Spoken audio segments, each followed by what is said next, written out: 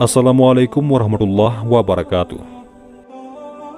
Ada salah satu sahabat Nabi paling tampan pada zamannya. Pria tampan dan rupawan itu berasal dari Madinah. Nama lengkapnya adalah Dihyah bin Khalifah bin Farhah Al-Qalbi Al-Qadda'i. Namun penduduk Madinah lebih mengenalnya dengan nama Dihyah Al-Qalbi. Dihyah Al-Qalbi memiliki fisik sempurna dan penampilan menawan yang membuatnya populer dan terkenal. Kala ia muncul di keramaian, selalu mencuri perhatian.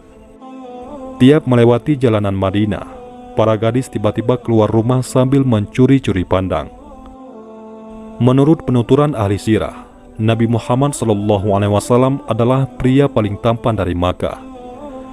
Sedangkan Dihyah Al-Qalbi merupakan penduduk Madinah dan sahabat Nabi paling tampan.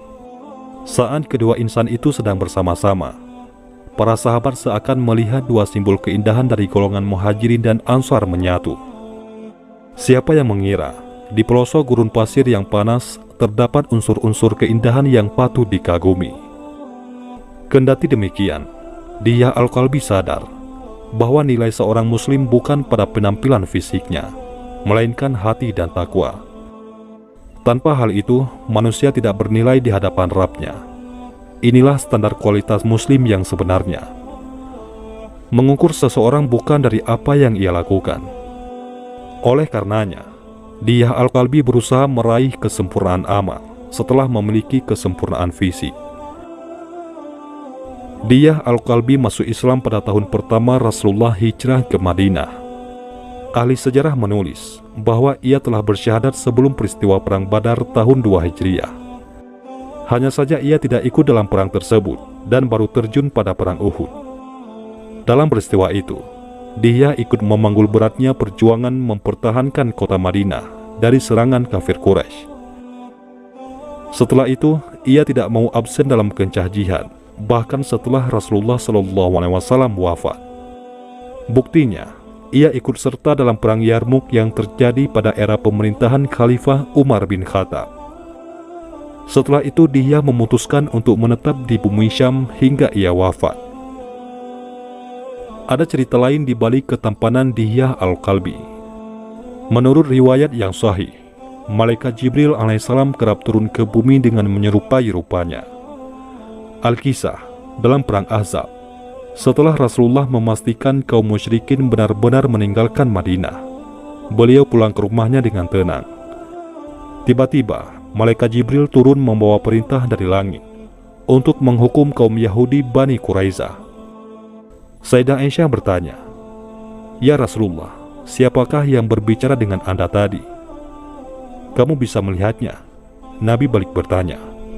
"Iya," jawab Sayyidah Aisyah. "Mirip siapakah orang yang kamu lihat tadi?" tanya Rasulullah kembali. Sayyidah Aisyah menjawab, "Ia mirip Dihyah Al-Qalbi." Rasulullah lalu menjelaskan siapa sebenarnya sang tamu. Ia adalah Jibril yang turun membawa perintah agar aku segera berangkat ke perkampungan Bani Quraizah. Salah satu misi penting yang pernah diemban Dihyah ialah menyampaikan surat Nabi kepada Heraklius, yakni Kaisar Bizantium. Di penghujung tahun 6 Hijriah, Rasulullah mengirim surat kepada para raja di Jazirah Arab dan sekitarnya, guna mengajak mereka masuk Islam. Nabi memilih sahabat tertentu sebagai duta yang akan menyampaikan pesan-pesan tersebut. Misalnya, Adi bin Hatim ditugaskan membawa surat ke Muqaykis, yakni Raja Mesir, karena ia pernah memeluk agama Nasrani. Muqaykis tak hanya raja bagi bangsa Koptik, ia turut menjadi pemuka agama Kristen bagi mereka. Pengalaman Adi bin Hatim sebagai penganut Nasrani akan bermanfaat saat berdiplomasi dengan Muqaykis. Untuk menyampaikan surat kepada Kisra, Rasulullah memilih Abdullah bin Quzafah As-Sahmi. Sahabat yang satu ini pintar bernegosiasi dan bermental baja. Nabi memilihnya untuk meredam kesombongan Imperium Persia yang berumur ribuan tahun. Sedangkan Dihyah Al-Qalbi mendapat mandat menemui Heraklius karena ia cerdas dan tampan. Bangsa Romawi terkenal sebagai bangsa pemuja keindahan. Hal itu bisa dilihat dari karya seni dan arsitektur bangunan Romawi yang artistik. Secara tersirat, Rasulullah ingin menunjukkan bahwa orang Islam juga indah, tidak brutal dan mengesankan. Itulah salah satu karunia Allah kepada hambanya.